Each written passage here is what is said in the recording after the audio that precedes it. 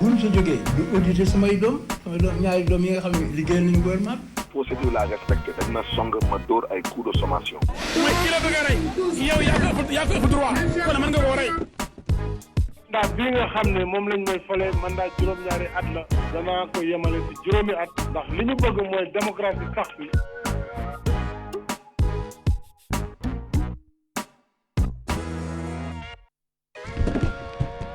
trop c'est trop mbir mi dafa ëpp léegi. audit yi d'accord naa ci. bu ñu si jógee du auditer samay doom ñaari doom yi nga xam ne liggéeyal nañu gouvernement bi. procédure la respecté dañ na song ma dóor ay coup de sommation. mooy ki la bëgg a rey yow yaa ko ëpp droit kon mën nga koo rey.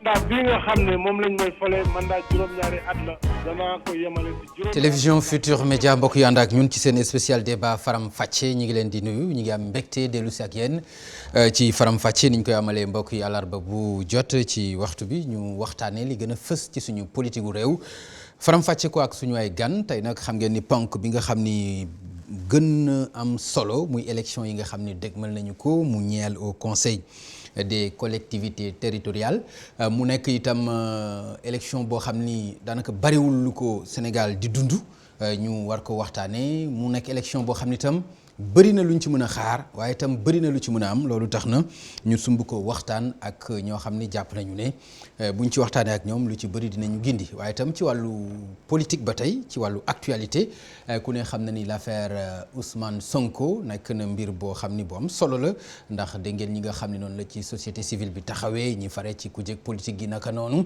ñi nga xam itam ñoo fare ci gouvernement bi ni ñu ko gisee ñu bëgg a xam ak suñu ay gan ndax moom moo jàdd yoon wala ñi ko teg ay daan ñoo jàdd yoon loolu itam dinañ ci sumb waxtaan ak ñi nga xam ni ñooy suñuy gan ci ñooñu bokk na ci docteur Malick Diop moom nag bokk na ci ñi amee kàddu gi ci Benno Bokk Yaakaar ci élection yi nga xam ni dëgmal nañu ko waaye parti bi mu nga xam ni ci la bokk itam mooy parti bii di AFP monsieur Diop ñu ngi lay nuyu.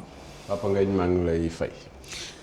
ma bàyyi la nga nuyoo ak mbokku téléspectateurs yi. ngi nuyu bépp doomu réew mi bu dëkk ci réew mi ak ci bitim réew.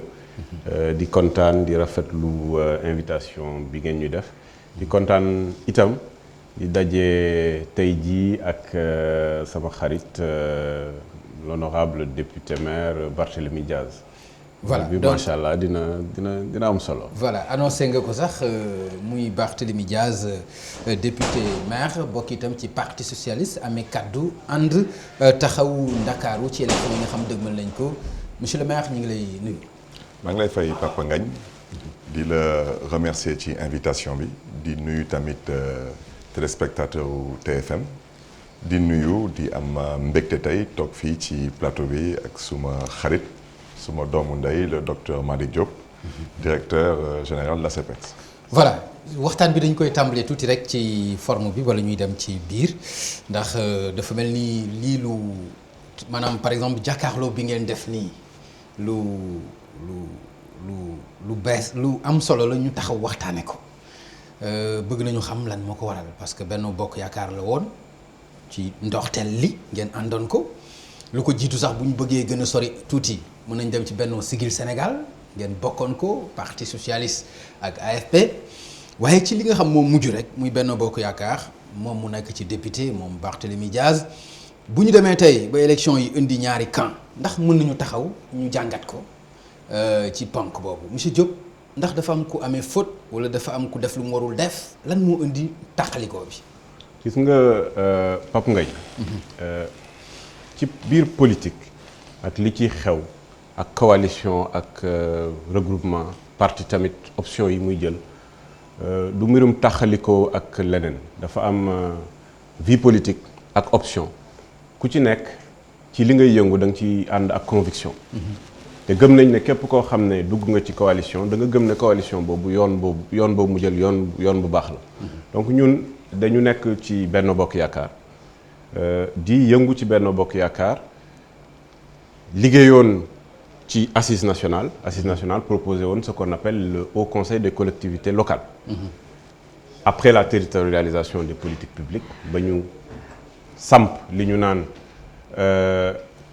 ñu def communalisation intégrale dafa am loo xam ne moo ci desoon muy chambre kuréel boobu nga xam ne ñu koy ooyee Haut Conseil des collectivités territoriales dinañ ci ñëw ci ay mission am ak yooyu loolu bi mu amee balaa mu ñu koy sumb dafa am référendum bu fi xewoon. directeur man li ma laaj mooy bala ñuy ñëw ci loolu. waaw dama ni Benno Bokk Yaakaar moo fi nekkoon ngeen bokk ko. xam nga yow tey yéen a ngi historique nga laajte te maa ngi ñëw ci historique te maa ngi ñëw expliquer la di nga comprendre bu baax li may wax parce que historique la non dama gis benn jàkkaarloo boo xam ne ci Benno Bokk Yaakaar ñaari camp jëm ci élection loolu laa laaj ndax dafa am ko juum. xam nga loolu boo bëggee ma ba expliquer la ko si benn phrase du yomb parce que dama taxaw nii en face du maire Barthélémy Diaz moom mu nekk parti socialiste nekk si biir Benno Bokk Yaakaar man ma nekk AFP nekk ci biir Benno Bokk Yaakaar donc foog nga xam historique bi fan la jóge ci loolu nag ma ne Benno Bokk Yaakaar dem ci li ñu naan référendum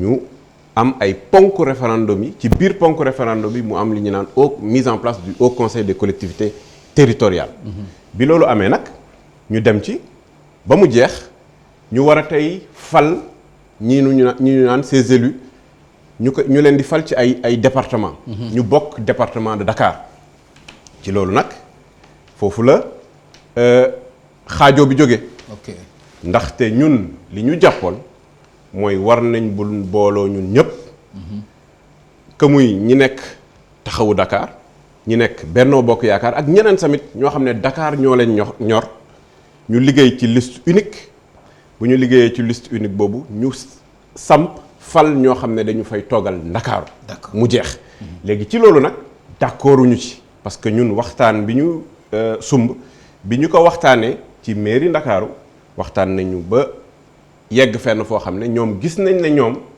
ci li ñu jëm dañu ne taxawu Dakar moom mooy nekk seen coalition te coalition tamit boo ciy dugg wala nga dem ci kër nit ki invité la ci kër gi boo duggee mun nga ñëw sama kër waaye sama sant ngay yore da nga naan ko waaw baax nga lool waaye man nag sama sant dama koy téye ñun nag Benno Bokk Yaakaar ñi ne Benno Bokk Yaakaar boobu su fekkee ne ñun du ñu ci gis suñu bopp ci liste boobu ba nga xam ne cadre bi ñun ñëpp dinañ ci bokk ñu gis ne nekku ci ñu jóg ànd ak ñi nga xam ne ñooñu lañ àndal def suñu liste Benno Bokk Yaakaar cohérence en cohérence aussi parce que dañu voté woon waaw ne waaw ci Haut Conseil des collectivités locales d'accord cohérence bi nga xam ne sama xarit Barthélémy moom déedéet la waxoon dafa ne woon Haut Conseil d'accord ci incohérence tey jii nii ñoom ñu ngi ci Haut voilà. Conseil merci beaucoup alors loolu yaakaar naa transition sax du jar question parce que moom jàpp na ni ci incohérence ngeen nekk mais du tere sama question ñëw mais yow dafay gën a sori mooy depuis législative yi ci Benno Bokk Yaakaar lu jóg bokk ngeen ci ñi beru ci taxawu Dakar mu ca local ya mu ci référendum ba lan moo waral tàqalikoo boobu. waaw Papa Ngagne lu ma mën a wax ci question boobu mooy président Macky Sall d'abord lan moo indi Benno Bokk Yaakaar mooy yàlla moo dogal moom mu jàkkaarloo ak président Abdoulaye Wade second tour. jàkkaarloo second tour mu amoon tamit lu ñu diggoon askan wi mooy képp kuy jàkkaarloo ak régime sortant bi yow la ñuy jàppale loolu moo indi Benno Bokk Yaakaar. Bokk Yaakaar boobu nag mu nekkoon février 2012 kon nag APR amuloon majorité pour mën a yor présidence de la République Benno Bokk Yaakaar moo tax président Macky Sall falu ñu teg ci juróom-ñaari weer ñu ne dañuy dem élection législative soo jëlee nit nag nga fal ko yoon la nga jàppale ko mu am majorité parlementaire pour mën a yor dëkk bi kon yoon la woon tamit ñu àndoon tamit ci Benno Bokk Yaakaar boobu def liste ci liste boobu foofu laa duggee nekk député Benno Bokk Yaakaar coalition jàppale ko électorale mais jàppale sa bopp aussi jàppale sa parti ak sa coalition bi nga àndaloon. logique politique Voilà, pour c'est logique ça. politique Ok, d'accord. moom la Sénégalais yi fal c'était normal que ñu dem ak moom pour pouvoir avoir une majorité parlementaire mu permettre ko mu gouverner te je pense que Assemblée nationale kenn mësuñu fa gis ñu def fa ñaawteef loolu nag ñu dem élection locale ñëw mars 2014 élection yooyu ñëw ñoom waa APR ci suñu gis-gis mën nañ juum wante ci suñu gis-gis te je pense que waa Dakaru après ñoom joxe nañ seen baat fu ñu ko naroon joxe mooy waa APR dañu dem ba jaawale bëccëg ak guddi foog ne ni que comme président Macky Sall dafa falu kon ñoom tamit ñoom dañu àndoon ak président Macky Sall dañ jàpp ne ñoom tamit dañu nar a falu. te mbir bi tëddeewul noonu ñun nag ñu gis suñu bopp yi samp suñu taxawu Dakar nag ñu dem ñu changer loi bi ñu nekk même liste ville de Dakar du am ñu changer loi bi ne maintenant maire de Dakar il faut que mu ñëw ak majorité des 19 communes. yàlla suturaal ñu ci 19 communes yi ñu am ndam ci 15 communes te je continue à le dire nee naa man Barthélémy Diaz man maay maire réélu de Mermoz Sacré-Cœur wante j'ai été réélu ci base u benn concept taxawu Dakar nag ku tudd taxawu Dakar rek xel yëpp dem ci Khalifa Sall. Malick Diop ñi ni toog maire sortant de Fann Point E. dëppul kees sàccul jaayul suuf lu tax amul deuxième mandat parce que nekkuloon élection nga may ma moom xam naa dina xàmmee document bi moom moo nekkoon bilan bi la campagne te lépp lu nekk ci document bi moom xam na ko moo xam tali yi moo xam éclairage public mi ngi nii lu munti doon lii yëpp ville de Dakar moo ko liggéeyoon ak Khalifa Sall parce que dafa amoon nu décentralisation tëddee woon c'est pas que le maire n'était pas capable il était capable mais ville de Dakar 50 milliards budget bu mu amoon da ko doon jël ci 19 communes yi wante moom bu muy dem élection lu mu yoroon ci bilan di ko campagner moom loolu laa yoroon ci bilan di ko campagner man ma gagné moom mu perte parce que man dama nangu ànd ak Khalifa Sall moom mu nangu ànd ak ñeneen mooy njabootu président Macky Sall. waaw mais askanu Ndakaaru nag daal di tànn def seen choix ne ñun faluñu Barthélémy Diaz. faluñu Madiop Diop bu Grand Yoff ñun Khalifa Sall lañuy voté moo tax Khalifa Sall faluwaat nekk tey maire de Dakar. logique pour logique cohérence pour cohérence kii suma mag la suma xarit la te du xam na du ma polémique ak moom mi ngi nii toog taxawu Dakar musul baat campagne référendum kooku ça doit être clair taxawu Dakar amul benn meeting bu mu woote. amul benn prospectus bu taxawu Dakar joxe amul benn communiqué bu taxawu Dakar def Khalifa Sall homme politique citoyen sénégalais dafa voté non par rapport à ses principes.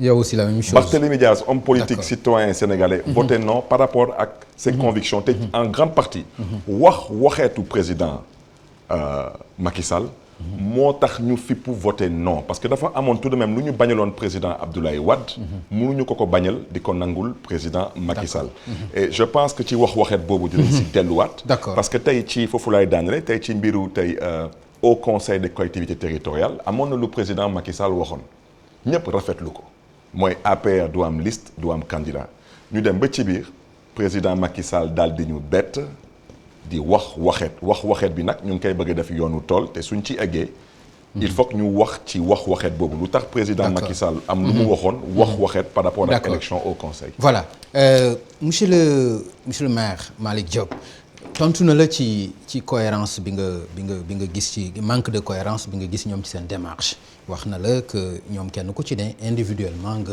jëlee position ci référendum bi ñu génn xëy na yay na la yayu la léegi dafa wax aussi lu am solo ci sa ni nga perte élection yi fële ci Fann Point E mbaa loolu itam doo ko def benn vengeance maanaam bëgg fayu ci élection yi nga xam ni moom la ñu dëgmal mu waral position bu mel ni nga amee ko maanaam ànd ak ñële te xëy na boo àndoon ak ñii mooy gën parce que am na loo ci jànge ci bi nga àndul ak ñoom perte nga sa commune.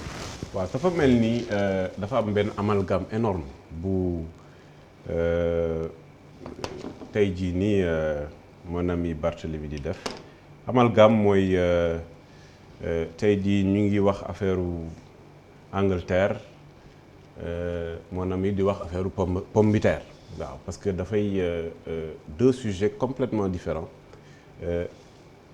te dafay tax sujet bi ñu tax a jóg ñu nekk en marge de ce sujet là ñu nekk ce qu'on appelle ñu nekk hors sujet collectivité locale bu ñuy def ay élections di fal maire di fal ay conseillers municipaux d'ailleurs liste conseillers municipaux la ñu fal ku ci nekk am nga sañ-sañu ne man fii laay dugg def sama liste dem ci ay élections c'est ce qui s'est passé aux élections locales mu am ñi ñu fal mu am ñoo xam ne tamit falaatuñ leen mu am ñoo xam ne dañ leen reprendre renouveler et cetera moom mu bokk ci mais ce sujet-là n'a rien à voir ak li xew tey pourquoi ma wax loolu. mais est-ce que du question bi ma ko laaj la par rapport à la séparation. oui bi nga xam ni am na ci biir Benno Bokk Yaakaar est-ce que du loolu la tontu moom. xam nga tey. mais damay laaj est-ce que du loolu la tontu. du loolu parce que loolu amalgame la. pourquoi may wax pourquoi may wax loolu. xam nga tey. ñu ngi ñëw ci mbirum cohérence bi ma doon wax. Monsieur le maire il vient de m'apprendre de manière officielle nee na Taxawu Dakar deful campagne pour le non. ci référendum bi.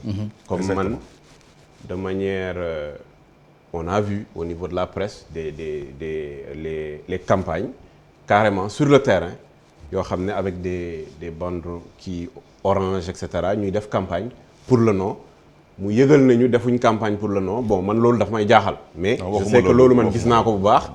Également, bon, il dit que personnellement, mais bon, on sait que chacun est issu d'un parti politique, chacun est également issu d'un mouvement ou d'une structure. Bon, c'est pas parce que il y a une défaite pour tel, nga ne man defuma woon campagne pour tel. Man de bi may def campagne en 2014, j'ai battu campagne sous la bannière Benno Bokk Yaakaar. Et la liste Benno Bokk Yaakaar a été battue. Et j'assume cela à 100%. Je pense que ça c'est important également en politique. Tout à fait, c'est important.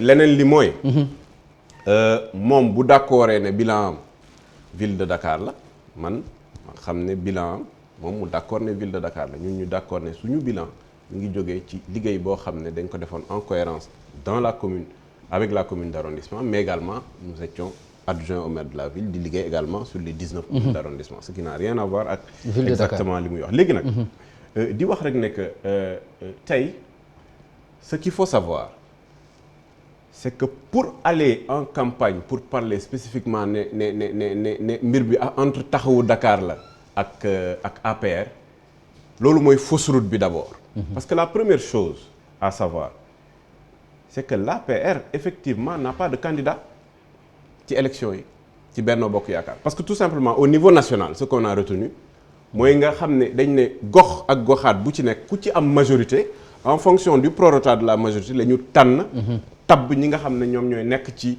liste yi bi ñu xaymaa mbir mi ñu gis na que parti socialiste li mu amoon comme conseiller ak AFP li ñu am comme conseiller boo ko xaymaa ak conseiller yi APR am boo ko xaymaa ci ñett yooyu ñuy tabb ñaar ñi ngi dem pour le parti socialiste ñoo nekk suñu liste ak benn pour l'AFP donc nekkatuñ dans un domaine où ñu ne kii day xëccoo li kii day xëccoo lee l'APR xëccoo dara deuxièmement le président de la République n'a pas dit que bu APR bokk dafa ne nañu cohérent par rapport à ce qui a été retenu ci conférence des leaders parce que conférence des leaders du ñu mën ne schéma bii la ñu jël ñu ne Ndakaaru déedéet malgré schéma bi même suñu defee prorata PS2 lay am APR AFP benn ñun dañu am beneen pour loolu la woon mais l'APR est bien là-dedans parce que dafa bokk ci Benno Bokk Yaakaar maintenant li may wax nag et de manière claire ne que ñoom créé nañ une liste c'est pas Taxawu Dakar en fait liste bu bees la parce que dañ déposé je pense qu'ils ont déposé une liste ànd Taxawu Dakar donc liste bu bees la parce que ñun on n'a pas déposé une nouvelle liste parce que Benno Bokk Yaakaar existe Taxawu Dakar existe ñoom ñu déposé liste bu bees bu ñu ooyee ànd Taxawu Dakar maintenant li ñu jàpp ne mooy ñun dem nañ jusqu'au bout pour avoir une unité autour de la liste premièrement deuxièmement bi ñu paree ci loolu ba regroupé wu y a 10 maires ñoo ñëw ànd ak ñun ci maires yooyu am na ñoo xam ne qui sont de la société civile am na ñoo xam ne ñi ngi woon Taxawu Dakar am na ñoo xam ne ñi ngi AFP am na ñoo xam ne ñi ngi AFP APR et cetera te tey jii ni li ñu wax rek mooy c'est très simple bëggoon nañ ànd mais la réalité est que mënuñu ànd parce que ñoom bëgguñ loolu maintenant d'accord li ñi ñuy waxal mooy ñaar population yi ak conseillers yi lu ñuy wax ak ñoom au conseil des collectivités locales dafay architecture boo xam ne c'est obligatoire aujourd'hui parce que dinañ ci dellu buñ ci waree dellu c'est important s'il vous plaît mais li ñu wax rek ne mooy et je répète cela unité boobu ñun ça va pas s'arrêter maintenant tey au départ maa ngi dégg saawaay naan fichier bi xamul fu mu nekk ak yooyu mais ce que je veux dire c'est que fichier bi travail. dinañ ñëw ci loolu. aujourd'hui tey jii nii dinañ ñëw ci loolu. bu ñu posé ñoom xam nañ ne dinañ ci ñëw bu ñu pesé doole yi dinañ ci ñëw fi mu ne nii on est devant eux mais lañ leen di wax rek mooy bu jeexee le 4 incha allah. après notre victoire dinañ ootente ñun ñëpp ñu booloo. d'accord ànd liggéey Dakar. voilà merci alors monsieur le maire unité bi yéen a ko bëggul moom loolu la wax yéen a ko bëggul moo tax ngeen dem ci tàqalikoo loolu dafay ñëw ci question bi nga xam posé naa leen ko yéen ñaar ñëpp lan moo ci sa responsabilité ak sa tontu ci wàll boobu di nga si dikk tontu na la itam ci réalisation yi nga xam def na ko ci commune am nga bëgg ko jiiñ Khalifa Sall mu ne du moom moo ko liggéeyal boppam mais wax na itam ni da nga xaw a ñàkk a comprendre li nga xam ni mooy ñaari élection yi muy bi ñu génn ak bii ñu dëgmal. waaw moom dafa utiliser expression muy amalgame. amalgame xaw ma nu ma koy faram-fàccee ci wolof. lu tax du ma ne du amalgame. ci maire yu doon wut second mandat ñëpp nag laa wax sans aucune exception. moom rek a ñàkk. parce que moom rek moo décidé du ànd ak Khalifa Sall. man kii dama ko indi rek. pour leeral ko lii man confectionné wu ma ko moo ko confectionné. lépp lu mu bind ci bilan bi ci livre bilan bi. tali yi éclairage public yi corbillard yi lait à l'école ba ci école yi Joseph Gomis ak Rudis lépp ville de Dakar da ko liggéey moom xam na du moom. mais moom lu ma koy wax nii lu ma koy wax nii ville de Dakar ma ñëw rek non je vous en prie aussi. mais j'arrive s'il vous plaît non j'arrive s'il vous plaît. lu ma koy wax moom c'est valable pour moi. c'est valable pour loolu nga njëkkoon de wax. moo tax ma ne loolu nga wax moo tax ma ne la. moom nee na yow wax ko mais bul ko waxal moom. dafa am.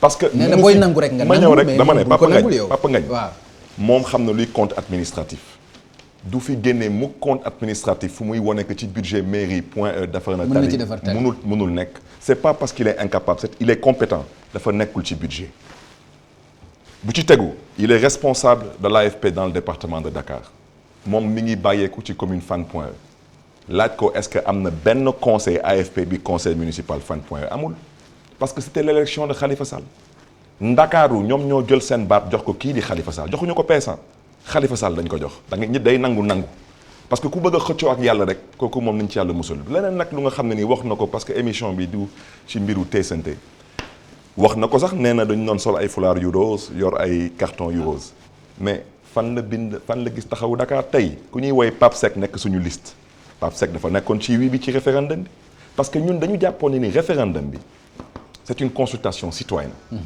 na ku nekk joxe xalaatam man ci 15 points voté wu ma non par rapport aux 15 points donc dama voté non par rapport ak waxeet bu suma mag di président Macky Sall def parce que député la Assemblée nationale mu am fa majorité parlementaire bu muy jël engagement jëlu ko ak ay juges daf ko jël ak askan wi il faut apprendre à respecter le peuple c'est une question de principe kese la woon bu ci tegu nag je crois que wax na lu am solo parce que man pour man comme le temps nous est compté ci mbiru au conseil des collectivités territoriales man nga jéggal ma Papa Ngagne il faut que ñu yëgal askan wi lu xew Dakar parce que ragal naa dimanche du am élection Dakar parce que ñun suñu alxuraan ngi nii suñu bible ngi nii mooy le code électoral loi la du arrêté du décret à la page 13 l'article 11-7 lu mu wax dafa leer nee na bépp élection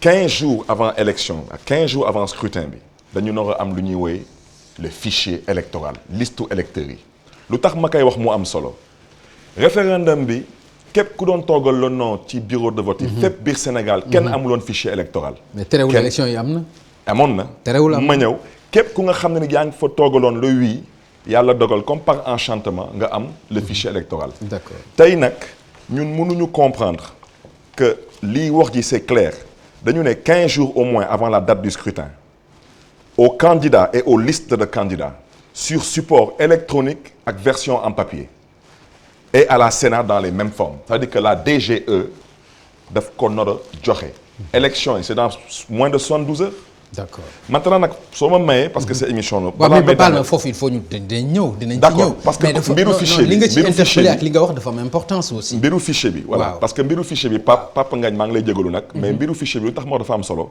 tey ku ñuy woowee Moussa Sow di mandataire liste ànd taxawu Dakar dem ci préfet gantu ko dem direction générale des élections ku fa toogal direction générale des élections ne ko ñun du ñu am suñu fichier te waa Pikine jot nañ seen fichier mais lu ci gën a neex ci waa Pikine su ma jëlee lu commune bu mel ni Dalifort dañu seppi juróom benn nit génne leen ci fichier bi dont benn jigéen bu ñuy woowee Aïssatou Traoré elle est candidate parce que Dalifort Idrissa Diallo fa nekk te suñu dellu siwaate ci mbiru fichier bi ma génn lépp tegal la lépp parce que wax ji mooy lan dañu nekk ci ay tànk jalgati élection yi te duñ ko nangu. alors monsieur Diop dégg nga li nga xam ni ñun ñëpp ñoo ko déggandoo muy loo xam ni itam code électoral bi boobu moo ko wax monsieur le maire nga baal ma fàttali ma article bi s'il vous plaît. article 11. voilà -7 c'est à la page 13. mu wax ni fukki fan ak juróom lu jiitu élection yi ñi nga xam ni ñooy bokk ci jongante bi kenn ku ci ne war nga yor sa fichier. électoral boo xam ni c'est ay nombre de votants yi ci collège électoral bi yoon am na différence parce que conseil yi la donc nombre de conseillers yëpp war nañ ci mën a nekk noonu la demee. Dakar mi ngi toll ci 1098 conseils. alors monsieur le maire loolu bu fekkente ni wax na ko te gis nañu ne joxe na exemple élection yi ñu génn muy référendum bi jooy nañ ko ñaxtu nañ ko terewul élection yi am ba résultat bi am ba ñi gagné bàkku ci loolu ndax ragal nga ni aussi lu mel noonu dañ ko fa lañ bëgg a jëmaat ci élection yi nga xam dëgmal nañu ko. Papa Ngagne xam nga jalgati la ciy tiit man lan laa ragal te sax ragaluma ko parce que wax naa Barthélémy nekk bu ñuy dellu si. bu ñuy jógee le 4 incha allah ñun après suñu victoire dinañ leen oo ñu booloo. mais eggaguñ foofu monsieur le maire eggaguñ fa rek dama lay wax rek. dafa am lu mu la parce que fi mu ne interpellé nii ci li muy wax. waaw li muy wax dafa mel ni. ku ragal daal waxu ku ragal. waxu ku tiit. ku jëm waxu ci ku xam ne défaite. tey jii nii ci défaite la jëm. ok te loolu dinañ ci dellu si parce que bu ñu duggee tamit si dossier bi ma naan mooy au conseil solo parce que. population yi moom article la wax. article laa koy génneel. ah d'accord ok. population yi ñi ngi ñu xaar ci loolu. au conseil lan la. d'accord lan moo nekk ci biir lan mooy solo. d'accord léegi article bi nga koy génneel ban la. dama koy delloo rek ci journal officiel. de la République du Sénégal du 15 juillet 2016. qui dit ceci. article LO 195 parce que gis nga boo jëlee li ñu naan le corps électoral. bokkul ak corps électoral bi nga xam ne moom mooy corps électoral bi ñuy jël les citoyens qui sont inscrits dans les fichiers. tout à fait. Bii c'est des conseillers effectivement élus qui sont dans des fichiers au niveau des sous-préfectures et des préfectures. dañu ne les hauts conseillers sont élus dans chaque département par un collège électoral composé de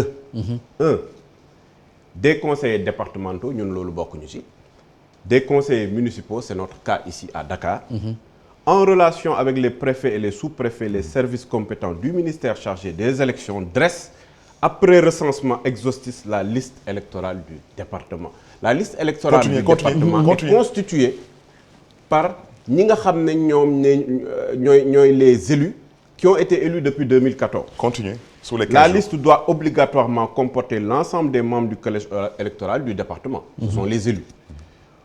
Maintenant, aucun électeur ne peut se prévaloir de plusieurs mandats électifs pour voter plus d'une fois dans le même scrutin. Il est fait usage de la carte nationale d'identité lors du vote. Donc, c'est des électeurs qui sont là, qui sont connus de leur mandat, à savoir ñi nga xam ne ñoom ñoo leen tabboon ba ñu nekk foofu, qui sont connus également des représentants de l'État que sont les préfets et les sous-préfets qui ont fait le recensement et que de manière claire et nette on connaît te léegi ñooñu nag mooy 1098 yooyu ñu mu wax ces 1098 constituent un fichier boo xam ne moom xam na ko man xam naa ko la préfecture sait et le journal officiel dit clairement que ñooñu ñooy le corps électoral. mais xam naa ko loolu doyul ci élection monsieur le maire aussi. xam naa ko loolu taxul ñuy wax parce que li ñu wax fii lu leer la da nga ko koy jox par exemple ci version électronique. xam nga ça c'est le Haut Conseil des collectivités locales. non dama ne. LO 190.5 bi. LO 190.5 ma ñëw rek. nga def ko lecture croisée ak article 11 bi tiré 7 bi. oui ça reprend les 15 jours. c'est-à-dire que vous avez un délai. ça reprend pas non les 15 jours. dama ne. kii loi le corps électoral a été convoqué. et d'ailleurs ñun à Dakar xam nañ ne.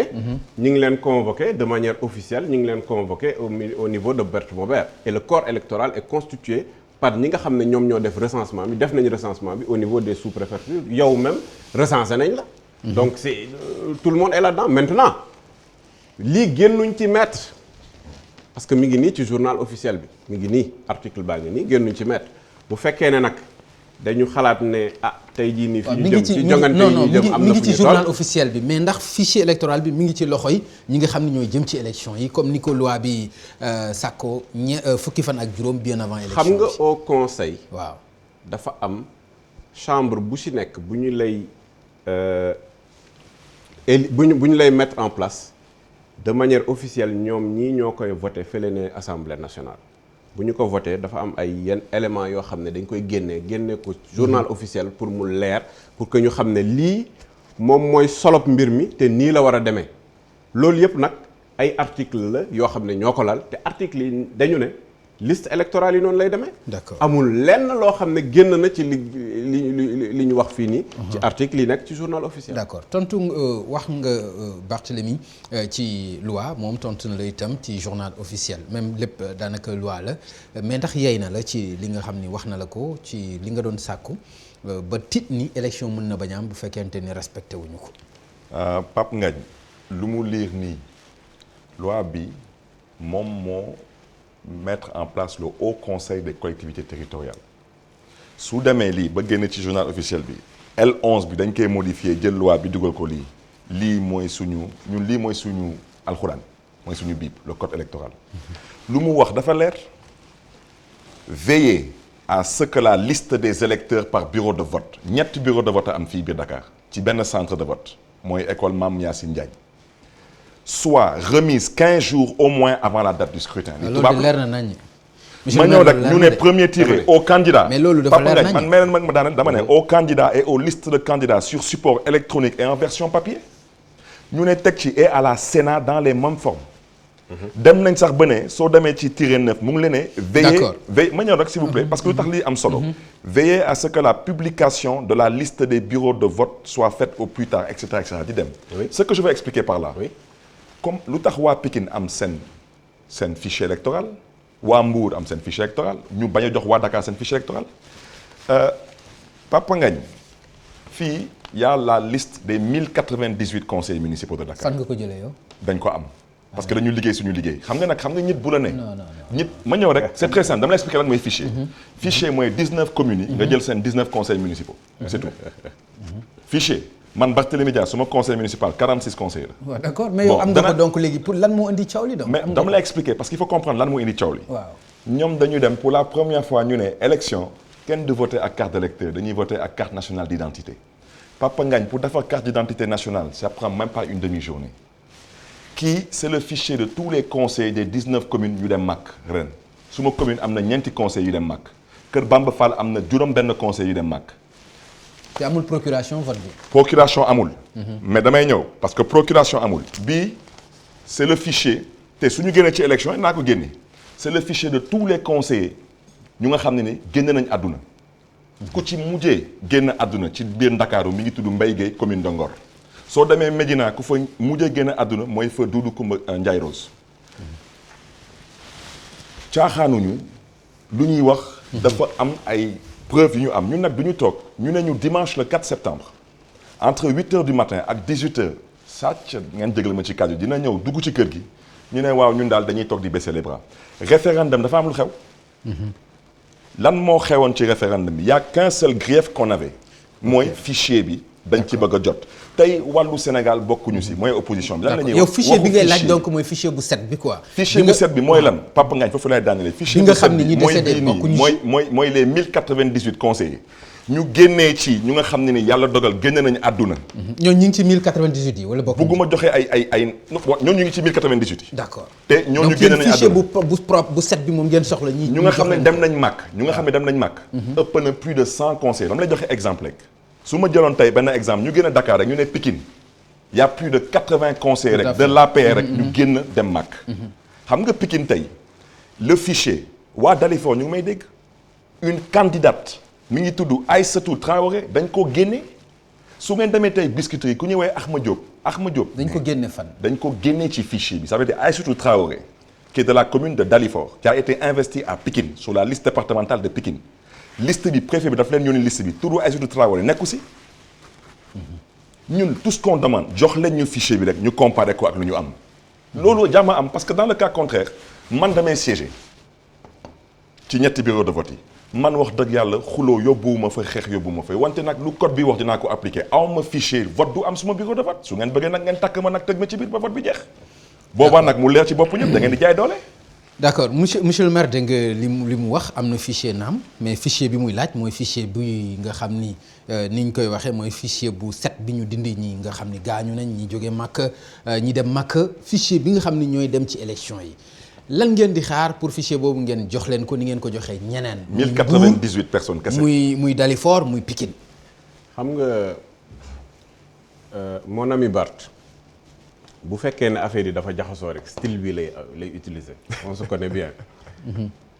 li mu waxee nii rek fi mu ne nii gën naa am yaakaar ci victoire bi ñu am le 4 parce que xamante nañ bu baax xam na ne situation bi elle est extrêmement défavorable et tey jii nii mi ngi ut subterfuge pour fu muy jaar.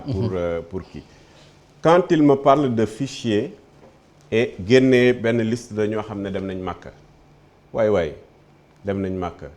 Chez le maire de Liberté am na 5 ñu fay dem Makka chez le maire du Plateau am na 5 yu fay dem Makka et cetera le fait que nga nekk ci fichier ça veut pas dire que le jour du vote di nga fa nekk parce que il y a un taux d'abstention qui existe dans toute élection. élection bu nekk. am na ñu fay nekk am na ñu fa dul nekk. système bi nga xam ne moom mooy permettre à un conseiller décédé ou un conseiller démissionnaire d'être remplacé sur un fichier, c'est un système classique qui existe dans toutes les collectivités locales. li may wax mooy dans ci loi bi nga xam ne moom mooy créer au conseil des collectivités locales dañu ne recensement bi nga xam ne mooy recensement officiel ñi ngi koy def mooy ñi nekk ci collectivités locales yi en tant que représentants de l'État que sont les sous-préfets et les préfets bu ñu defee recensement bi ba pare ñu envoyer de manière officielle wax ne fii la élection yi di amee tous les convocations officielles bi tous les conseillers municipaux sont convoqués tel jour bu ñu ñëwee tel jour ñu nekk ay électeurs parce que ñoom xam nañ ne d'emblée c'est des électeurs parce que c'est le texte qui leur permet c'est cet article là qui leur permet obligatoirement d'être des électeurs maintenant nag koo xam ne tey jii nii dafa dem Makka que Barthélemy vienne ici nous dire voilà parce que kii dem na Makka est-ce que ça n'a rien à voir avec le fichier ça n'a rien est-ce que dina nekk ci fichier bi dafay nekk ci fichier bi mais jour boobu loolu mais c'est exactement lui il a besoin de këyit boo xam ne texte bi moom mooy wane ne le recensement officiel permet aujourd'hui de dire que le recensement a été fait et c'est sur cette base là que la convocation léegi mais mi ngi dugg nag xam Papa Ngagne Barthélemy son style système bi mi ngi lay dugal ci sujet yoo xam ne fi mu ne nii waxu kasaaw rek lañ fi wax waxuñu au conseil des collectivités waxuñ force en présence comme ni nga ko bëggee nañu wax affaire force en présence léegi ban fichier nga bëgg Pape Ngagne ils sont en train de confectionner ay carte nationale d'identité loolu mooy wax ci ma gën a leeral wax ci dama ne bii yoon lu ñu def ci référendum bi mu neexoon ci ñoom xam nga xale bu dem boutique waa ji yor boutique am moo xam lu mu def xale bi jël tàngal def ko benn yoon génn màcc tàngal gi neex dina ñëwaat biisaat ba bés bu ñu koy nee càpp loxo bi nag ba dimanche rek la 4 di ngeen xam ne ni mbir bi du mbiru cuune Dakar dafa am borom te yow am na lu ma la wax léegi ni Dorka Malick Diop nee naa la dëppoo kees jaayoo suuf c'était pas ton élection te xamante nañu te je t'ai dit que nee naa reconnaître naa sa compétence dama la jox benn exemple dama ne président Macky Sall lu mu def Dakar lu tax def ko Ziguinchor bu mu yëkkati kaddu dafa ne Ziguinchor ak Dakar. D'accord. Par respect au choix des populations. ma ñëw parce qu'on l'a laissé parler tout de même. ma ñëw bien sûr. dama ne mais dinaa sinon je vous rends la parole. Bon d'accord avec votre parce que man lu ma bëggoon wax. insister là-dessus. Tout à fait mais mën nga terminer loolu ma relancer la suma question. D'accord. yaa amee parole bi toujours quand même. Bon allez-y je vous la rends. waaw relance bi may def mooy toujours da ngay bàkkoo ko Dakar dafa am borom mais élection yi dafa bëri ñoo xam ne dañu àndoon ak ki nga jàpp ni mooy borom Dakar wan ko ginnaaw est-ce que yaakaar nga doole jooju mu amoon mi ngi koy am ba tey ñu bëri beddeeku nañu dem Benno Bokk Yaakaar ànd ak ñoom docteur Malick Diop. non ñoom demuñu Benno Bokk Yaakaar dañ leen ko sant moo tax ma ne c'est un commando en mission. waaw d'accord mais dañ ko sant santuñu ko mais dem am na aussi. waaw mais dem am na. waaw wante xam nga dem ak demam 1098 conseillers yooyu. waaw taxawu Dakar c'était 763 conseillers. man maire sax laay wax je parle waxuma sax conseil ay maire yoo xam ni babbeekoo nañu ci taxawu Dakar dem utali Benno Bokk Yaakaar. waaw su leen neexee xam nga ñoom dañu waxoon 10 maires. waaw ci 10 maires yooyu si tuddoon nañ ci Pape Seck. amul. tuddoon nañ ci Jean-Baptiste Diouf. amul. tuddoon nañ ci xamatuma kan Babacar Mbengue bu Hann Bel-Air amul. damay joxe rek déjà 3 exemples. léegi monsieur Diouf léegi ma baal rek mu wax ma leen non baal ma rek mu wax ma les maires yi nga xam ni parce que si vous en prie bu fekkente ni am na leen nekk ko aussi c'est une information bu am importance parce que dañuy une compétition yan maire ñoo nekkoon ci benn boobu taxawu Dakar ñëw ànd ak yéen ci seen coalition su ko defee ñu vérifier ñan lañu bëgg a xam ñan lañu ñu jógee foofu s'il vous plaît ñan la bu fekkee am nga leen ci sa bopp. am na ñu jógee société civile am na ci ñu jógee ci yeneen coalition mais dama koy wax de manière claire moom xam na li muy wax xam na li may wax Jean-Baptiste Diouf maire Grand Dakar bi muy wax moom mi ngi ci Benno Bokk Yaakaar. nekku ci. ma jël mun naa jël parole. waaw jël non may ko damay bañ ñuy dëkkaloo nit ñi fu ñu dëkkul rek. waaw nekku ci. waaw Jean-Baptiste Diouf. mi ngi Benno Bokk Yaakaar. bokk ci suñu réunion bokk ci suñu coalition. le maire de Liberté Santé Agne mi ngi Benno Bokk Yaakaar bokk ci suñu coalition bokk ci suñu réunion. le maire de Cambérène le maire de Gueule Tapée Fass Colobane ñooñu ñëpp bokk nañ suñu coalition bokk nañ également ci liggéey bi le maire de Gorée sànq lañ fa jógee également bokk na suñu coalition. ak yeneen maire yi nga xam ne mooy ñi nekk société civile ñi nekk également ñu jógee Benno Bokk Yaakaar donc il y a 10 maires de manière effective qui font partie moom xam na ko parce que au départ c'était pas le cas aujourd'hui moom xam na ne y a 10 maires qui sont avec nous xam na ne am na beaucoup d'adjoints aux maires qui sont avec nous xam na ne que même dans son conseil tey jii nii am na ñu bëri ñu nekk ci ñun ci Benno Bokk Yaakaar mais liggéey bi non dama ne problème bi du ñu ko yóbbu si man am naa doole bi wala am naa doole bee c'est des principes yoo xam ne dañ ko lal principe yi nag mooy dañu bëggoon ànd bokk liste mënuñ ànd bokk liste ñu dem ñun suñu liste Benno Bokk Yaakaar te tey jii nii waxtaan bi ñuy waxtaan ba léegi dugguñ dans le fond du sujet c'est le Haut Conseil on n'est pas encore entré dans le fond Papa Gueye. d'accord monsieur le maire dégg nga ko 10 maires yi ñoom dem nañ am na ci ñoo xam ne yaa ngi koy weddi mais même bu dee ñaar sax est-ce que jàppaloo ni défaite la. waaw xam nga nag Pape Ngagne xam nga xeex bu ñuy xeex biir parti socialiste Sénégal ñëpp teg ci seen bët ñu jël xeex boobu jëlee ko Colobane ci parti socialiste ba ko indi ci benn débat d'institution de la République ñoom ñu ne dañuy dugg ci xeex bu dul seen xeex man du ma sore ci wax ci ñoom ñii waaw lu ma mën a wax daal lu mën a am ba am mooy Benno Bokk Yaakaar bu amul APR wax dëgg yàlla mënul nekk Benno Bokk Yaakaar parce que APR c'est naturellement la locomotive de la coalition Benno Bokk Yaakaar kon nag wax dëgg yàlla vouloir être plus royaliste que le roi leen yàlla may kon xolu muñ lu ma ci mën a wax daal mooy lépp lu xew biir parti socialiste moom la ñuy transposer nii parce que tey suñu demee ba direction du parti socialiste nekk fii biir Dakar elle appelle à voter pour Benno Bokk Yaakaar j'ai pas besoin de vous faire un dessin parce que je pense que ceux qui ne sont pas capables de gagner leur département ce n'est pas à eux de venir donner la leçon à Dakar te waxu carte nationale d'identité yi dama ne ñuy dem màkk ak ñu nga xam ne yàlla dogal na génn nañu àdduna on est en train de vouloir confectionner un autre fichier. achat de conscience yi. achat de conscience yi ngeen même ma ñaax ci yar ak teggin ci jàmm ak salaam benn kilifa aada bu nekk fii biir Dakar di communicateur traditionnel ñu respecté ko ñu ngi koy ñaax na bàyyi di dox tànk yu muy dox di woo nit ñi këram particulièrement des gens du PS parce que ku jege PS la tey respecté nañ ko.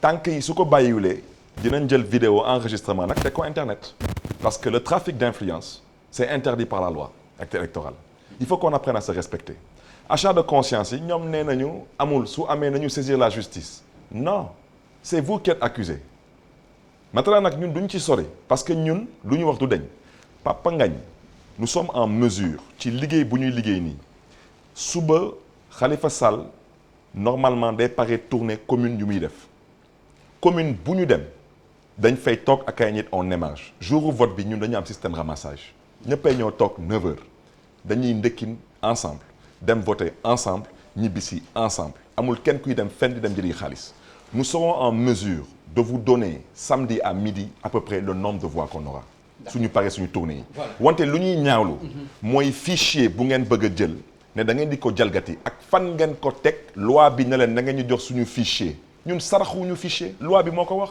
ngir yàlla jox leen ñu suñu fichier d'accord monsieur le maire achat de conscience yi am nga ci loo ci tontu. waaw achat de conscience yi je pense que moom dégg na bu baax li ma ko si tontu dama ne ko li muy wax noonu Barthélémy on se connaît très bien c'est un gars bien mais il faut éviter ça pourquoi je dis ça parce que il faut respecter les citoyens sénégalais parce que man je suis persuadé que les citoyens sénégalais c'est des citoyens incorruptibles citoyens yooyu ñoo fal conseillers yi les conseillers la même chose donc on ne peut pas accuser même boo accuser kenn sax mais c'est les conseillers ngay accuser parce que conseillers ngay wax ne mën nañ leen jënd mën nañ leen ger non dañu am valeur yooyu mooy tax nit ki kenn mënu ko ger maintenant su fekkee ne c'est pour ça que je dis su fekkee ne am na lenn lu ñu gis su fekkee ne da ngeen am ay enregistrement ngeen wane ko mais jusqu'à preuve du contraire aujourd'hui ça n'existe pas maintenant yow mi ko wax nag xëy na xam nga style bi xëy na nga xam nga méthode bi mais en tout cas nous on ne connaît pas cela et je pense qu'il faut mettre ça de côté parce que dafay loo xam ne dans quelques jours élection yi jeex ñu àndaat bokk di defar Dakar donc période bi am na yoo xam ne waru on doit même pas parler de cela maintenant il ne s'agit pas aujourd'hui de s'incruster dans un problème PS-OPS attention nous ne sommes pas du Parti socialiste ñun dañu nekk ci parti politique man ma yore département bu ñu naan département de Dakar au niveau de l'AFP AFP dafa am une cohérence bu ñu jël ci élection yii nii parce que ñu décider ci Haut Conseil des collectivités territoriales sur Dakar d'aller dans ànd ak Benno Bokk Yaakaar dugg ci liste Benno Bokk Yaakaar suñu conseillers yi dugg ci Benno Bokk Yaakaar et cetera donc loolu tey jii nii moom mooy solop li nga xam ne moom la ñu liggéey te bi ñu tàmbali loolu ce n'est pas notre rôle ñun suñu yoon nekk ci et il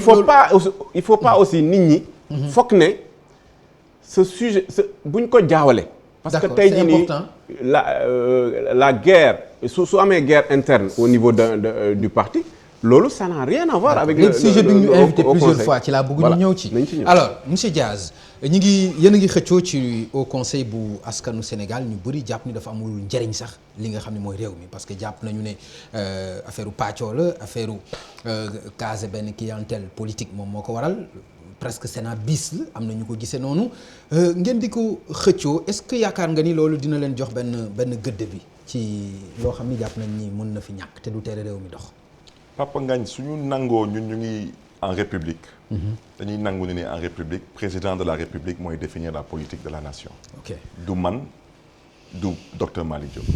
kon président de la république def na choix mu teg en place benn commission nationale de réforme des institutions ne na ngeen ma def ay propositions. ñooñu daal di sukkandiku ci conclusion assise nationale. assise nationale nag wax dëgg yàlla.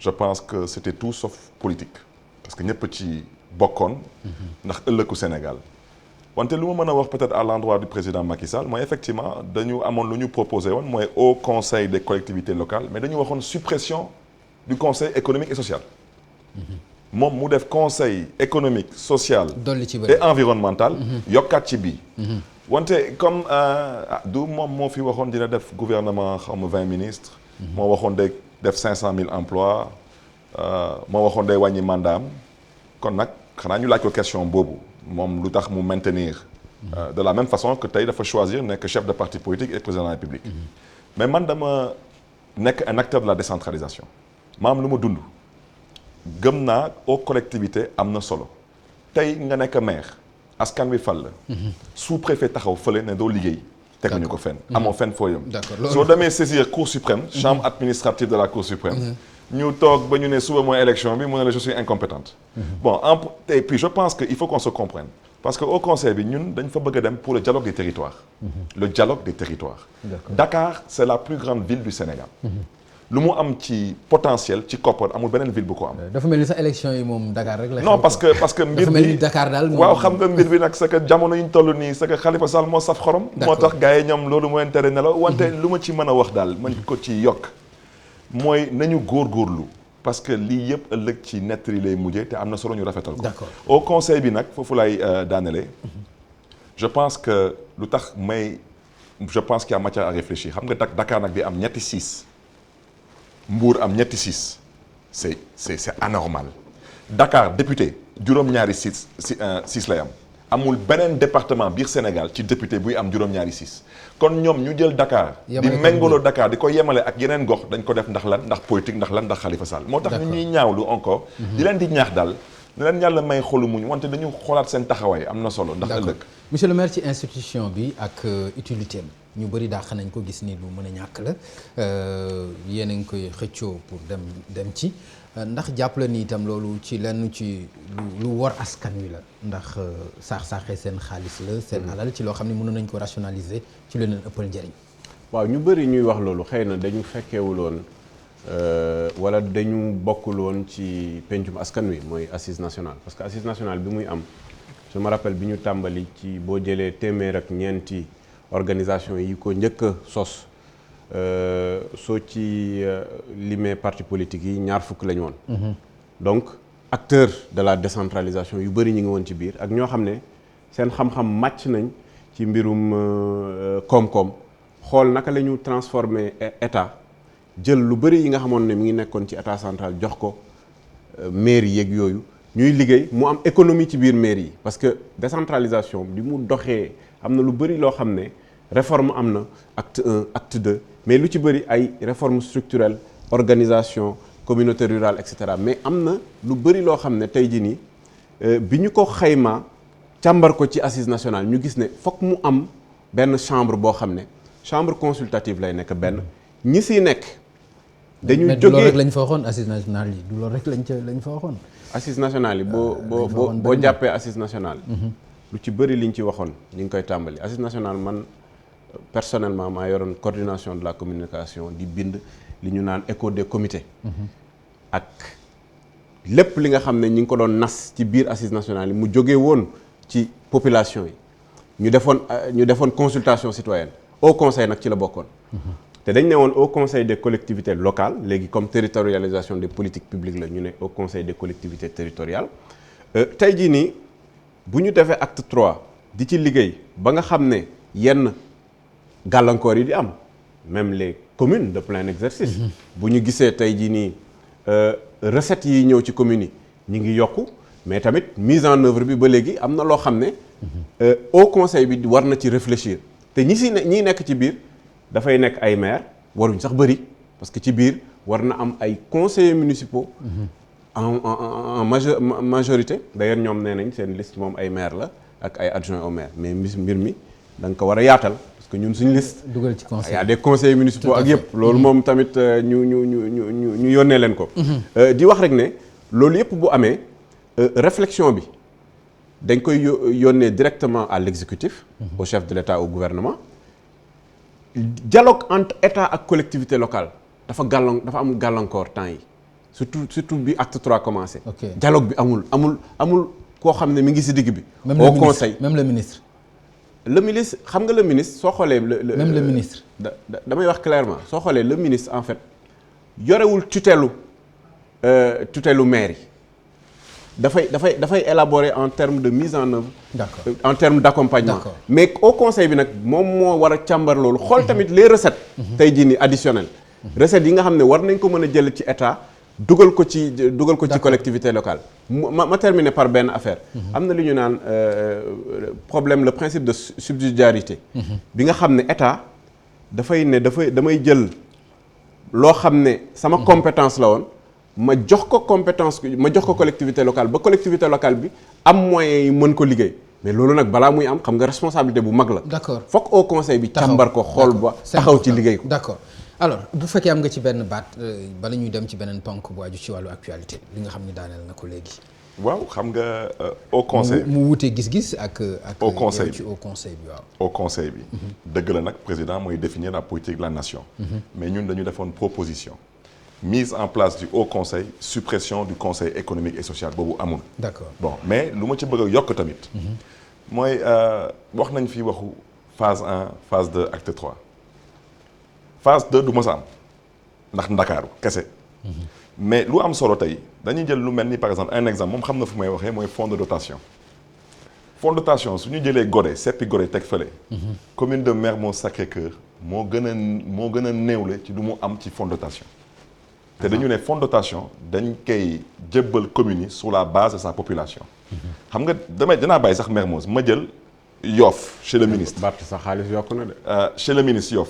déet nit moom da ngay wax balaa nga ne naam ne fa. Yoff Abdoulaye Diouf Sarr est ministre. kenn du ñu gëmloo ñun waa Dakar que ñuy yeewoo Yoff ñoo ëpp ñu yeewu Parcelles.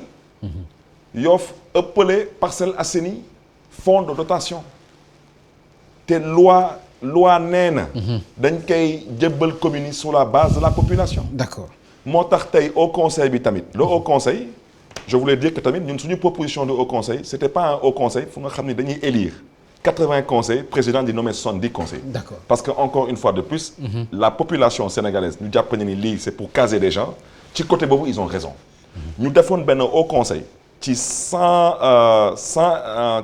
150 conseils yi. ñu ne dañuy élire. 120 conseils. ok d'accord 120 30 conseils président bi nommé nag ñu ne d'accord c'est équitable. mais lii à la limite c'est encore pour caser du personnel politique effectivement. d'accord mooy 70 yi nga xam ni moom le président di nommé. mais foofu moom na la leer na ni que ce n'est que des règlements de compte. d'accord alors monsieur Diop gis nga ni président impliqué wu na ci de ba dugal ci sax ay menaces ci camp bi ngeen bokk. ci lan noonu. ci élection yi nga xam dëgg mën na gis nga implication gis nga ni mu ci duggee ñi ngi wax ni sax jombul dina wàcc campagne ñi ngi wax génne na xaalis bi mu jàppalee conseillers yi. bu takku sax am nañu bu wax takku ay 2 millions par département. 3 millions par commune. alors donc yooyu am ci mu teg ci nag ay. dafa am 3 millions par commune. yow yaa ma gën a xam 3 millions par commune. fii biir par commune fii biir Dakar yow fekkee nga ko. kon fekkee moo la si boole. doo conseil fekkee moo la si boole. kon de bu point gisuma ko. non de dañu ne pour la liste benn bokk yaakaar. monsieur Diop xaalis yow xam nga fu may waxee. non xam nga li muy wax nii nee na dañu jot 3 millions par commune moom mooy 19 fois 3 xam nga loolu dafay nekk lim bu takku loolu. déet loolu ci yéen moom du xaalis. non loolu amul loolu amul nañu wax rek. nañu wax rek la réalité. la réalité des faits xam ngeen bu baax ne tey jii nii campagne électorale en tout cas campagne bu dee campagne au conseil. des collectivités territoriales bu doon temps yu njëkk ya loolu daan na am mais léegi ça n'existe pas mën naa la wax ni tey ci à l'instant tey jii nii. amul lenn loo mën a gis ne génnee nañ ko naan dañu def ay cap ku si nekk da ngay indi li nga indi su fekkee ne am nga oto nga indi sa oto. dugal ci carburant et cetera. donc 3 millions c'est pour entre autres l'achat des consciences mi ngi ci la bokk. léegi leneen li parce que 3 millions par commune moom vraiment loolu maa ngi koy doog a dégg mais bon maintenant bref mais c'est pas important bu fekkee ne gis na preuve bi nañu ko indi. monsieur le maire preuve yi ngay laaj xam nga du yomb nag yow itam. preuve yi ngay laaj nii loolu méttiwul parce que ñun daan nañ xam ñun même le régime sortant daan nañ xam ne joxe nañ lii joxe nañ la mais am na loo xam ne tamit ne sur Dakar y a peut-être presque 60 millions bu fi génn man affaire man loolu yëguma ko. voilà en tout cas donc. d'accord merci monsieur le maire gis nga ni président moom dugg na ci campagne bi dugg na ci élection. xanaa campagne boobu ngay wax parce que président bi moom. président wàccu ci terrain rek ma wax. non wàccagul wax président bi am na lu mu waxoon. mu ne de Ndakaaru ak Ziguinchor te ba léegi Ziguinchor mi ngi respecté parole am te Ziguinchor PS am nañ fa ay conseil lu tax direction PS instrumentalisé wu ñu conseil yu fa nekk pour ñu def lu ñuy def parce que fii au niveau de Dakar ñaari yëf moo am wala président dafa bëgg effectivement xeex te ñemewul xeex bi mu yónnee gars yi pour ñu xeexal ko xeex bi mooy lu ñuy woowee un combat par procuration premièrement. Sinon dans le cas contraire président effectivement bu muy wax lu muy wax dafa nekkoon dans ses convictions mooy damay respecter choix wu askanu Ndakaaru ak Casamance ñoom dans une majorité écrasante def nañ seen choix. mu am nag ñu dem am luñ ko won nag mooy lii mooy conseillers yi nga xam ne ni gaañu nañu suñ leen xaymaa tey fichier la ci biir fichier ak conseillers yi nga xam ne ni génn nañ Sénégal moo xam tukki nañu moo xam dem nañ mag c'est un fichier dans un fichier. lu may wax du dañ vous avez reçu 3 millions par commune 19 communes. ci 3 millions yooyu.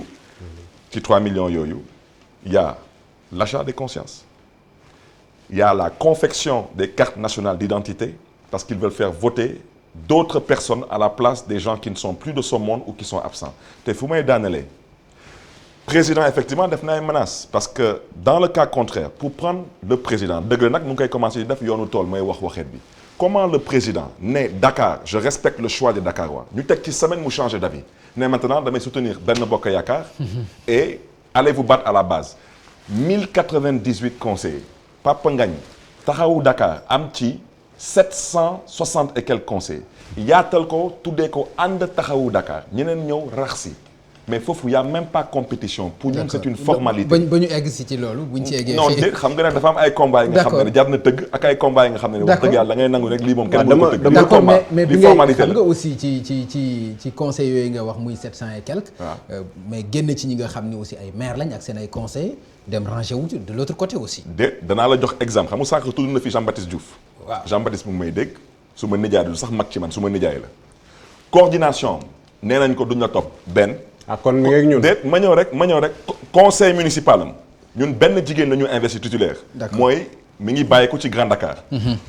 conseil municipal lu Grand Dakar xam na fu may waxee. d'accord juróom-ñaari nit kese ñoo taxaw ne dañuy topp Jean. voilà ñeneen ñi ñëpp dañuy voté ànd ak loolu avale léegi ci monsieur Diop baal ma rek ñu dem ci ay questions yu gaaw mooy ñi ngi jëm ci élection yi. waaw bon fair play yaakaar naa ko si par exemple bu ñu ci génnee ca ëllëg sa ku ko mën a gagné.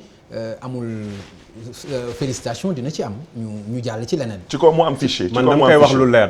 non sama question rek s'il vous plaît. non damay répondre question boobu clairement mais dafa am lu mu wax lu dëggal li ma wax. parce que nee na. waaw non c'est vrai mooy. non dafa dëggal dama ne ko Jean-Baptiste Diouf mi ngi ak ñun nee na conseil am topp ko donc wax na ñaari wax. meneen li ma ne. waaw jamais. conseillers municipaux yi nga xam ne ñi ngi APR de manière très claire. président dafa ne bu ñu xëccoo ci liste yi bi loolu amee bi mu koy njëkk a wax sax waxul loolu non waxul loolu Bart maa ngi lay jégalu président dafa ne déglu ma dama ne am candidat loolu dafa leer ñëpp ko dama ne y a pas de candidat APR sur les listes premièrement deuxièmement bi ñu tàmbalee moom ci boppam consensus bi bokk na ci ñi ko yàq parce que consensus bi dañu bëggoon defar ñaari type de liste d'ailleurs benn bi ñu ne nañ ko tuddee ànd Benno Taxawu Dakar ñëpp gis ci seen bopp wala ñu tuddee ko Dakar arc-en-ciel moom bokk na ci ñi ne non ñun Taxawu Dakar la ñu dem. da nga ko fekkee donc loolu bi mu amee. loolu bi mu amee. loolu bi mu amee. li ma bëgg wax mooy ñun ñu créer suñu liste Benno Bokk Yaakaar il est naturel que liste Benno Bokk Yaakaar bépp kuréel bu nekk ci biir Benno Bokk Yaakaar ànd ak liste boobu. d'accord c'est dans ce cas là APR dugg ci. AFP dugg ci. mais pare ngeen mais sur les investis bien entendu doo ci gis APR.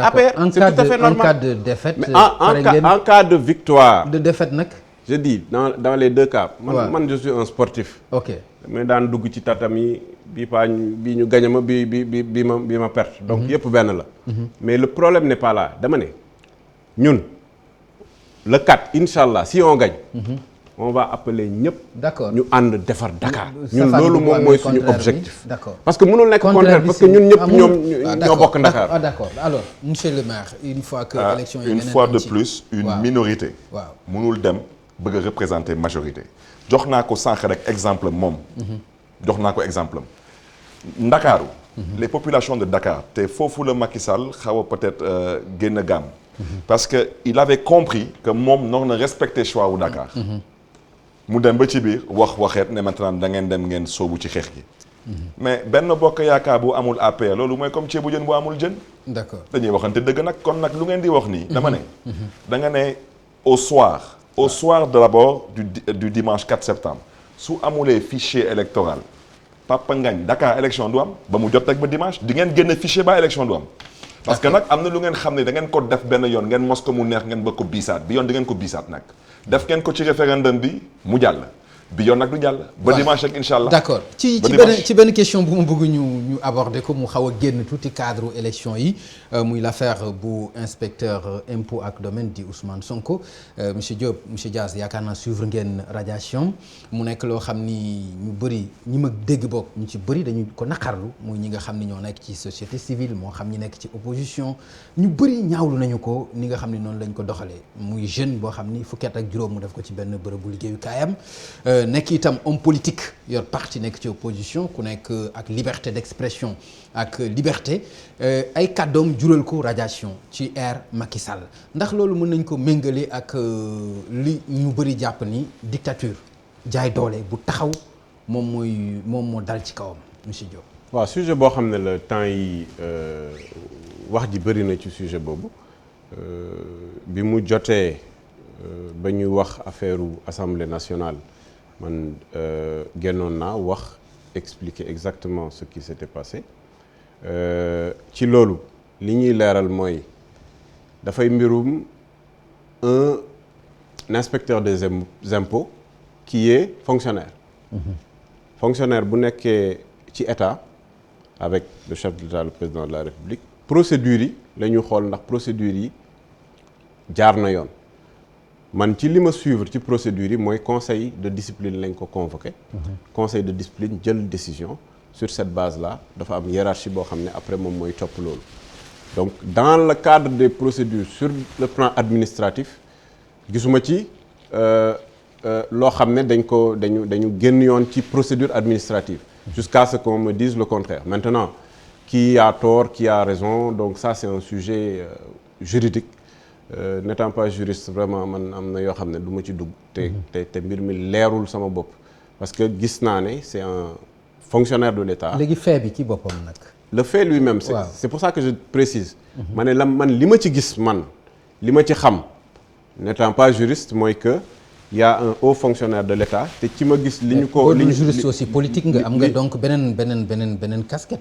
am naa sama casquette politique voilà donc am naa sama casquette politique mais li ma ciy wax de manière claire mooy que booy wax ci mbir voilà da ngay am tous les éléments qui sont autour am na benn sujet boo xam ne man wax naa ci lu bëri mooy li ñu doon wax affaire mbirum kii de impôt de l'Assemblée nationale sur ce plan sur le plan technique man def naa des sorties très claires pour génne tous les éléments du début à la fin sur les procédures des impôts de l'Assemblée nationale. On a parlé spécifiquement de li xewoon ci législature bi passée législature bi ak toute la procédure qui a été suivie loolu bi mu xewee techniquement man wax naa ci. Maintenant il y a d'autres choses qui se sont passées il y a des sorties yu ñu gis. ci sorties yooyu man li ma ci xam li ma ci yëg mooy conseil de discipline yoo xam ne d'autres inspecteurs des impôts et de domaines ñoom ñoo toog wax ci seen biir ñooñu nag man bokkuma ci corps boobu comme bokkuma ci corps boobu du ma wax loo xam ne man leeruma. d'accord alors monsieur honorable député l'affaire Ousmane Sonko bi nga ko déggee lan nga gis ni daal foofu xëy na moom moo fa juum wala ñi teg ay daan ci kawam ñoom ñoo def lu leen neex. non affaire Ousmane Sonko je crois que lu ñëpp a wax moo am dañ ko jaay doole. mais bien sûr danaa la jox premier exemple. wax na ci waxu assemblée nationale mu ne député yi du ñu fay impôt ñi di xataraayu man mii ne député la te du ma fay impôt. déet waay. ankay nit day wax dëgg rek te yàlla tax. man du ma fay impôt du ma fay impôt. ça même duñ la ko dagg à la ci source. kenn du ma ko dagg député du fay impôt te dinaa la wax lu tax dinaa la wax lu tax Papa Ngagne parce que ay nit suñuy ànd dañuy ànd gor wax ji du waxu Moustapha Niasse je l'ai dit. bii mooy 3e plateau télévision bu may toog ne man du ma fay impôt député la ba léegi kenn tontu gu ma parce que député amul salaire du fonctionnaire député indemnité lay am lu ma wax nag lu may wax nii su amulee te mu am ku nekk ci dëkk bi xam-xam màcc ci mbiru impôt na ñëw indi ay leeral ci mbiru impôt soo liggéeyalee état même soo nekkee fonctionnaire ngay tukki da nga am lu ñëwee frais de mission kenn du ci fay impôt.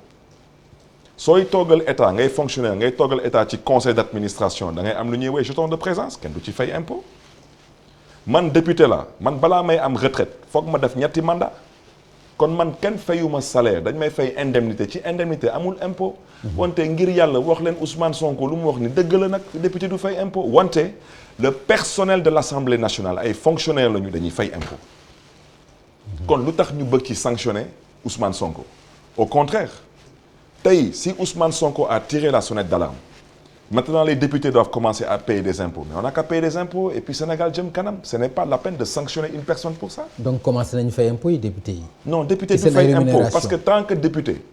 duñ ko transformer mu nekk fonctionnaire. d'accord di am salaire ma ñëw rek. avec votre permission. parce que Ousmane Sonko man y a une chose qui me préoccupe mais lépp lu Ousmane Sonko di wax nii amul kenn ku koy porter plainte.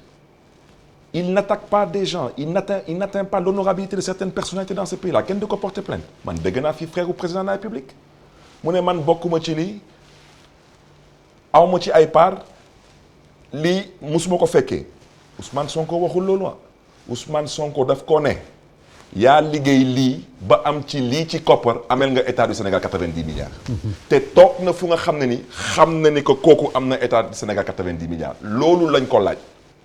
kenn laaju ko est-ce que da nga ci bokk wala bokkoo est-ce que da nga fekkee wala fekkoo. dañ ko ne lii yaa ngi ci biir liggéey ngeen ay milliards. na ngeen fay état du Sénégal 90 milliards loolu ngeen mer ci lan. d'accord ngeen dàq ko loolu jaay doole la. kon man Ousmane Sonko maa ngi koy encouragé. maa ngi koy félicité benn ñaari exemple rek laa koy jox. benn bi mooy l'actuel ministre des Finances c'est un ancien fonctionnaire du ministère des Finances. de la DGID. l'actuel ministre de l'Intérieur c'est un ancien fonctionnaire du ministère des Finances de la DGID. bosam mi ngi ñëw na muñ rek bosam mi ngi ñëw na muñ. D'accord monsieur Diop am na lu mu wax par rapport à l'Assemblée nationale yéen a ko incarné AFP yéen a nekk ci présidence bi moo waraloon itam génn yi nga ci génn yëpp parce que xëy na bu dul woon loolu doo ci yeboo ni nga ci yeboo trop leeral yi mu leeral ndax yow loolu nga doon wax pour mu leer que député bi ci boppam warul fay mais agent yi nga xam ne ñoo nekk Assemblée nationale ñoom ñi ngi fay seen impôt. ak lan moo indi coow boobu. Ce qu'il faut savoir c'est très clair. c'est que dafa am législature boo xam ne bi législature bi tàmbalee dafa am ay impôts yoo xam ne dañ ko ba benn contentieux enfin ay impôts yoo xam ne dañ ko fi bàyyi woon. ak législature actuelle où sur le calcul effectivement monsieur le maire am na lu mu ci wax lu am solo. sur le calcul am na ay part indemnitaire yoo xam ne dañ ko dagg ci loo xam ne du salaire imaginel par exemple. mais loolu impôt moo ko moom. non impôt mënu ko moom par exemple koo xam ne imaginel ñuy dem ba jël ay impôt ci mbirum ay oto ce qui n'a rien à voir avec le salaire donc loolu dafay créer ce qu'on appelle un contentieux. et dès lors qu'il y a un contentieux nit ñi dañu war a toog vider contentieux boobu joxe les chiffres exacts pour que les gens puissent payer. mais en plus de cela ce qui s'est passé c'est que loo xam ne lu am solo la une grande partie des retenues qui avaient été effectuées sur les employés te ñu retenues yoo xam ne dañ ko jëloon ci salaire u employés yi fi nekkoon avant arrivée président Moustapha Niasse une grande partie dañ ko épongé plus maintenant tout ce qui a été retenu et qui a été payé ci nga xam ci législature bi ñu génneel leen texte bi wan leen ne loolu yëpp non seulement président Moustapha Niasse ci législature am dafa fay impôts yooyu jël ay impôts yoo xam ne ki ko fi ki nga xam ne moo ko fi jiitu woon bàyyi na ko fi fay ko donc loolu laay wax ne de manière claire il a fallu xëy na sax am na lu ci baax parce que wax boobu bi mu jibee am na loo xam ne moom bëggu ci woon communiquer mooy wane ne même ka ko fi jiitu woon li mu fi bàyyi woon fay na ko. d'accord alors émission bi jeex na honorable député Barthélémy Dias ma bàyyi la ci ay kaddu yoo xam ni yaay xool lan nga koy tëjee sa kaddu. lu ma koy tëjee de moom ñun de suñu liste ngi nii. man ma sama di ànd taxawu Dakar kon nag ñu ngi ñaax képp kuy conseil Dakar. da nga respecté choix wu Dakarois yi ak Dakarois yi ñu nga xam ne nii ñoom ñoo jël seen baat dégg nga ko Khalifa Sall ak taxawu Dakar. kon bépp liste daal bu nga xam ne bokkul ak liste bi ci gàttal daal mbiru caaxaana ci rax ñu ngi gërëm ñëpp di la sant tamit ci émission bi ci invitation bi. may gërëm bu baax a waax suma xarit suma doomu ndey docteur Malick Diop di ko ñaanal tamit wér-gu-yaram ak fan bu gudd. voilà monsieur. merci dañuy wax rek message bu ñuy lancé waa Dakar citoyen doomu Ndakaaru conseillers municipaux wu Ndakaaru yi ne leen Benno Bokk Yaakaar am na listam ci listam boobu fukki maire ak ñëpp ñi nga xam ne ñooy conseillers municipaux yi ñi ngi ci biir bu bés ba jotee dem leen voter parce que parti politique yi nekk ci biir yëpp ñun ci foofu lañ nekk muy parti socialiste AFP APR LD ñëpp ñi ngi ci biir bokk ci Benno Bokk Yaakaar di liggéey pour que Ndakaaru am ndam bu ñu amee ndam nag le 4 incha allah sama xarit Barthélemy invité naa la foo bëgg rek ñu dem fa fête parce que ñun ñooy ànd bennoo defar Dakar avancer pour que Dakar ci Haut Conseil boobu mu am fa ndam parce que am nañ fa dépassé nañ parité parce que ñaari jigéen ak benn góor moo nekk suñu liste te gëm nañ ne incha allah ñooñu dinañ jàll bés ba. voilà jërëjëf mu nekkoon docteur Malick Diop bu Benno Bokk Yaakaar ci élection yi nga xam dëgmal nañ ko ak ànd taxawu Dakar ki nga xam ni moo amee seen kaddu di Barthélémy Diaz itam teewoon fi kon mbokk yi ñu doon yëkkati waxtaan wi doon ko jagleel élection yi nga xam ni dafa aju ci wàllu collectivité locale yi moo waraloon waxtaan wi ñi ngi leen di gërëm bu baax ci ni nga xam ne noonu ngeen ci ànde woon ak ñun di leen jaajëfal di leen jox daje incha allah àllarba ba di ñëw bu ci yàllaande di gërëm Babacar Fall itam ni mu ñu jàppale bu baax a baax ci émission bi di gërëm la régie Pierre Da Silva ak ñi mu ci àndal di gërëm équipe digitale itam ni ñu jàppee ci réseaux sociaux yi ba nga xam ni daanaka émission bi en live da ngeen koy seetaan ci Facebook ñu leen di gërëm di leen jox daje incha allah àllarba ba di ñëw bu ci yàllaande jërë ngeen jëf. procédure la respecté dañ ma song ma dóor ay coup de sommation.